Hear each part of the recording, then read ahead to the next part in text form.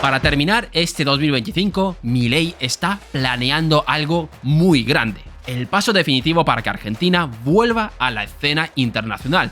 Y es que hay un plan serio sobre la mesa para lograr que Argentina vuelva a los mercados internacionales. Y sí, más de uno se preguntará ¿y qué? Pues aunque os pueda parecer mentira, puede suponer un antes y un después en la situación de Argentina. Y es que hasta ahora el problema de Argentina ha sido el mismo. Faltaban dólares. Y sí, tenías al FMI, la ayuda de Trump o de China, pero esa ayuda siempre iba con condiciones que tienen que ver con mantener recortes, cuadrar las cuentas y otras cosas. Lo que no podía hacer Argentina es salir al mercado global y pedir prestado, como cualquier otro país funcional. Ahora bien, ¿por qué? Por primera vez en 8 años, Argentina emitió bonos en los mercados extranjeros. Ahora bien, ha sido una emisión controlada. No es que Argentina ya tenga barra libre para pedir prestado del extranjero, pero ha sido una prueba necesaria para ver qué tal reaccionan los inversores. Y todo hay que decirlo, ha sido un éxito. Según la Secretaría de Finanzas, se colocaron 1.000 millones de dólares y recibieron ofertas de cerca de 2.500 inversores por valor de 1.400 millones. Vamos, que todo apunta a que los inversores están contentos con este nuevo rumbo. Ahora bien, ¿por qué esto es tan importante y por qué hasta ahora Argentina no podía hacerlo? Pues esto y más es lo que vamos a ver en el vídeo de hoy. Así que, no me enrollo más, ¡poneos cómodos! ¡Que empezamos!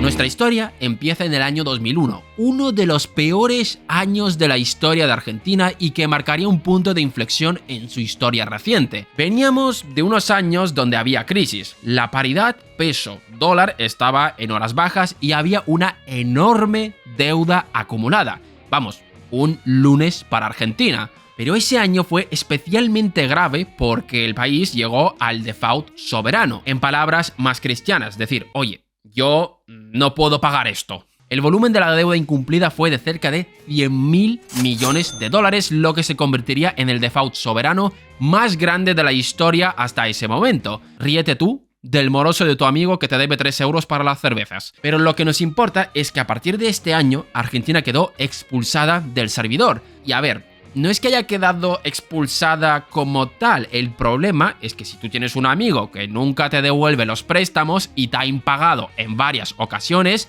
dejas de prestarle. Y si le prestas, le exiges unas condiciones muy duras. Y en este caso, las condiciones eran unos tipos de interés muy elevados, casi prohibitivos para Argentina. En la práctica es como estar expulsada de los mercados. Y desde ese entonces, esta vía de financiación prácticamente no ha existido para el país, algo que ha obligado a la nación a hacer auténticos malabares financieros para conseguir dólares. En el año 2002 se abandonó la paridad con el dólar, algo que provocó una alteración tectónica dentro de la economía argentina. Evidentemente, al abandonar la paridad, el peso sufrió de una enorme devaluación, algo que para el sector exportador fue una pasada. A esto hay que sumarle que en el año 2003 entraríamos en el superciclo de las materias primas. Esto de aquí generó un gran impulso para la economía argentina, haciendo que su economía crezca a tasas muy aceleradas y que las cuentas públicas arrojen un resultado positivo de un 3,3% del PIB. Ahora bien, a pesar de esto, la economía argentina seguía fuera de los mercados internacionales, algo que obligaba al país a financiar todos los desequilibrios anteriores con sus propios recursos. En una economía normal, los desequilibrios se pueden financiar con capital extranjero, algo que puede permitir que los superávits comerciales se puedan utilizar dentro de la propia economía. Pero al no tener esa opción, todo ese superávit se tuvo que usar para pagar deudas. Hasta el año 2008, el Banco Central de Argentina acumuló cerca de 50.000 millones de dólares. Y en el año 2005, cuando la economía estaba ya mejorando y parecía que lo peor estaba por quedarse atrás, el país intentó hacer las paces con los mercados internacionales. Ofreció un pacto que consistía en reemplazar los bonos impagados por otros de mayor duración, es decir, que se pagan en más tiempo, y una reducción del monto en algunos casos. El 76% de los acreedores aceptaron el acuerdo y como consecuencia de esto, la deuda bajó al 73% del PIB. Para que os hagáis una idea, en el momento del impago, la deuda era de un 140% del PIB. Ahora bien, ¿qué pasó con el 24% restante? No aceptaron esas condiciones e iniciaron demandas judiciales contra el país para reclamar el pago total de la deuda. Y la existencia de estos conflictos legales mantuvo a Argentina en una situación de desconfianza frente a los inversores internacionales, lo que impidió que el país accediera a financiamiento barato y elevó el coste del crédito, tanto para el Estado como para las empresas privadas. Pero gracias al contexto que se estaba viviendo, las consecuencias no se terminarían de notar. La reactivación económica tapó muchos de los agujeros que tenía la economía argentina en ese entonces. Ahora bien, ese crecimiento esconde otra trampa, aparte del superciclo de las materias primas. Veréis, en el año 2002 la economía se contrajo en un 11% del PIB, algo que hacía que la parte industrial de la economía esté en horas bajas. ¿Qué quiere decir esto? Que había capacidad ociosa, es decir, recursos sin utilizar dentro de la economía. Con la reactivación económica, muchos de estos recursos volvieron a ser utilizados, algo que generaba aún más impulso en la economía. Ahora bien, esto tenía un límite, ya que cuando se terminen estos recursos ociosos, ya no hay nada que reactivar, y esto lo empezaría a notar la economía. El Banco Central evidentemente emitía dinero en los años previos, sobre todo para comprar reservas. Pero claro, como la economía crecía a tasas muy aceleradas, ese dinero nuevo que se emitía tenía demanda, por tanto la inflación se contenía más o menos controlada. En el año 2003 la inflación era de más o menos un 3,7% y en el año 2005 ya había escalado al 12,3%. Aparte de esto, el sector industrial se recuperó, pero como el Banco Central de Argentina estaba conteniendo la apreciación del peso, es decir, como entraban muchos dólares dentro de la economía, lo normal es que tu moneda se haga más fuerte. Esto no le interesaba, ya que el sector exportador era el principal motor de la economía y hacía todo lo posible para evitar esto. ¿Y a quién le perjudicaba? Al sector industrial esto no le interesaba, ya que perdían rentabilidad porque sus productos se tenían que vender más baratos. Como veis, la economía estaba bajo un hechizo justo después del caos, pero no ha habido ningún cambio relevante. Todo eran factores externos y cuando estalló la crisis del año 2008, las costuras salieron a la luz.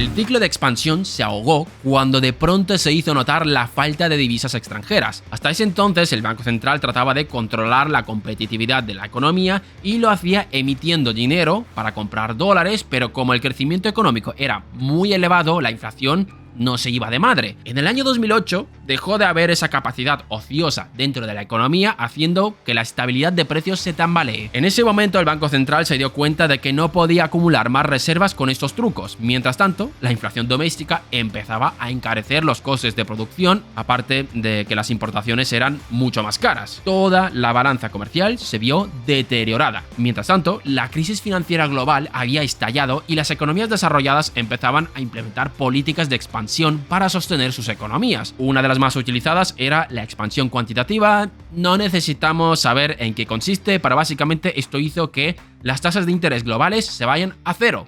Pero claro, por supuesto, para Argentina no. Argentina seguía aislada y seguía con sus líos judiciales, bloqueando su acceso a los mercados de crédito. La prima de riesgo era demasiado elevada, lo que impedía que el país haga refinanciamiento de su deuda, es decir, pedir prestado para pagar deuda vieja, que es lo que hace la mayoría de los países. Y al no poder tomar crédito a tasas razonables, el Poder Ejecutivo optó por el desendeudamiento con reservas. En el año 2010 se constituyó el Fondo del Desendeudamiento Argentino, mecanismo mediante el cual el Tesoro tomaba divisas de las reservas internacionales del Banco Central y las cambiaba por letras intransferibles con vencimiento a 10 años. Básicamente te decía, te lo devolveré en 10 años. Esta política buscó honrar los compromisos financieros sin tener que someterse a las condiciones del FMI ni tener que convalidar las tasas de 2 dígitos exigidos por los mercados. Entre 2010 y 2015 se utilizaron aproximadamente 45.000 millones de dólares de reservas internacionales para poder cancelar servicios de deuda pública con los tenedores privados y con organismos internacionales. Claro,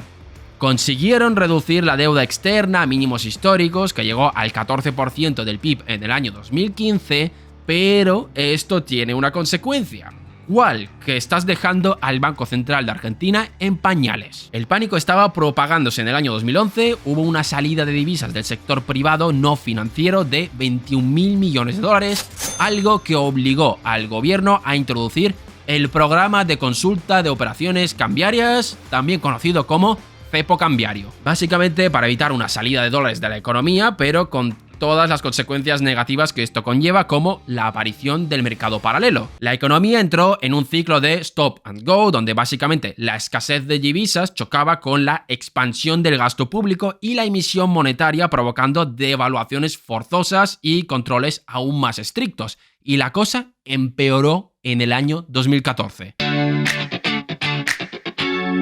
En el año 2014, Thomas Griesa, del Distrito Sur de Nueva York, falló a favor de los fondos buitre, dictaminando que Argentina no podía pagar a los bonistas hasta que pagase la totalidad de las sentencias. ¿Qué quiere decir esto? Acordaros de la reestructuración. Argentina iba pagando, pero de mientras había demanda en curso de aquellos que no aceptaron la reestructuración, que al final el porcentaje se redujo a un 7%. Con esta sentencia se creó un default selectivo, es decir, hasta que Argentina no pagase a estos holdouts, no podía pagar a los demás. Por eso se llama default selectivo, ya que Argentina podía pagar, pero no podía hacerlo por razones legales. En ese momento los mercados occidentales no querían saber nada de Argentina, así que han tenido que recurrir al sugar daddy de las economías en decadencia, es decir, China, con el cual firmarían un swap para maquillar la caída de dólares. El déficit fiscal, al no poder financiarse de ninguna forma, se tuvo que financiar vía asistencia del Banco Central. La economía estaba en estado crítico y en el año 2015 llegaría un nuevo gobierno que trataría de cambiar las cosas, pero sin demasiado éxito.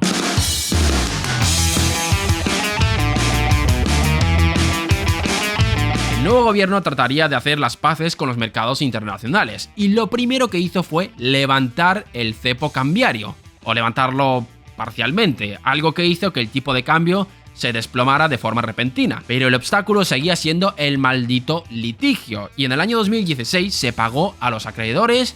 ¿Y cómo lo hicieron? Emitiendo deuda por un total de 16.500 millones de dólares. Esto de aquí sacó a Argentina del default técnico y la devolvió al mercado de deuda. La estrategia que se adoptó fue la del gradualismo, que se basó en la utilización de este renovado acceso al crédito para financiar el déficit fiscal.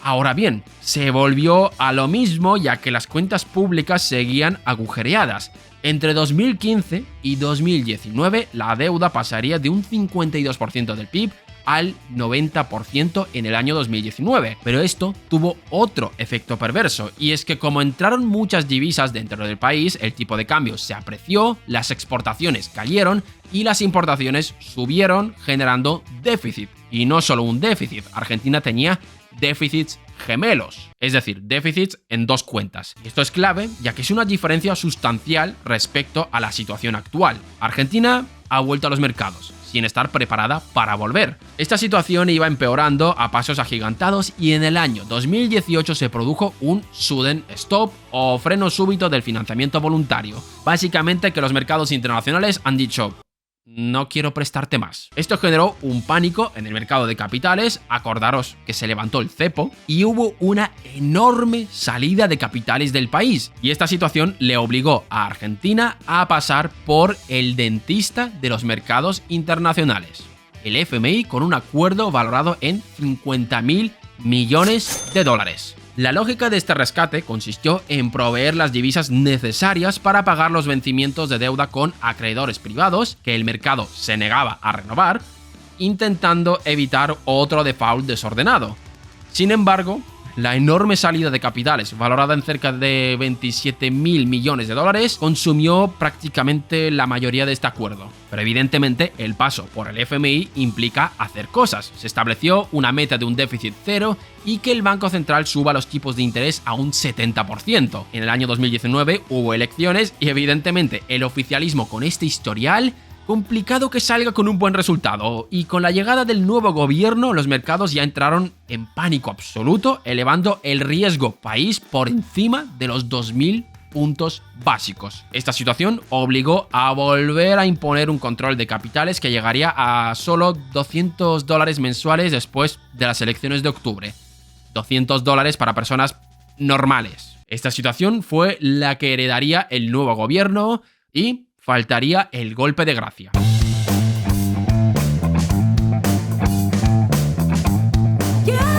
La pandemia golpeó la economía argentina en esta situación. Argentina seguía fuera de los mercados internacionales, insisto, no es que estuviese prohibido, pero con un riesgo país por encima de los 2.000 es casi como estar fuera. Si no quieres desvivirte como país, claro. La respuesta fue seguir metiendo más controles. Pasamos del cepo al super cepo y la brecha cambiaria llegaría al 150%. La brecha cambiaria es la diferencia entre tipo cambio oficial y tipo de cambio en el mercado negro. Y en la práctica, la brecha cambiaria funciona como un impuesto para los exportadores, ya que les obliga a vender sus divisas a un precio menor al de mercado. La situación era crítica y no había manera de sostener esto, y los gobiernos lo único que hacían era estirar lo inevitable hasta que llegaría el gobierno de Milei y pusieron remedio a todo esto.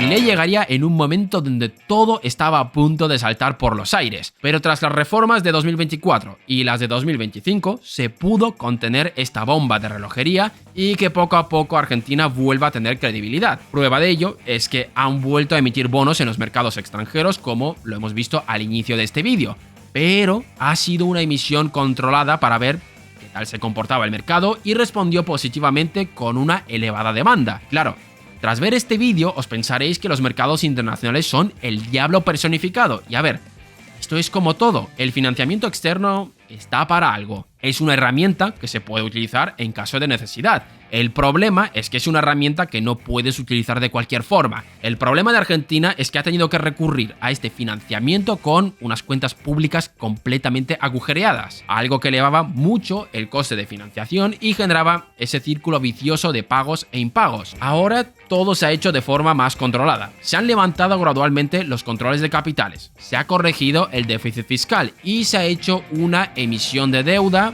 sin volverse locos para ver qué tal reaccionan los mercados. Y por ahora ha salido bien y puede desbloquearle una herramienta de financiación para el país que lo único que exige es que pagues a tiempo y no tengas que hacer X políticas.